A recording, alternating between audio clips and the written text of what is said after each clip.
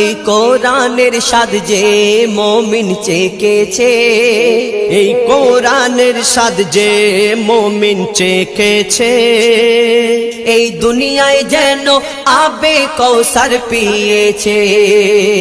এই কোরআন যারা অন্তরে গেঁথে রেখেছে, এই কোরআন যারা অন্তরে গেঁথে রেখেছে, তাদের সাথে যেন আল্লাহ কথা বলেছে। 104 কিতাব নাজিল হয়েছে, শ্রেষ্ঠ কিতাব শ্রেষ্ঠ নবী পেয়েছে। কত জ্ঞানী বিজ্ঞানী কোরআনের বাণী করলো গবেষণা, কোরআনের ভুল এক চুলও খুঁজে পেল না। যদি কোনো ইনসান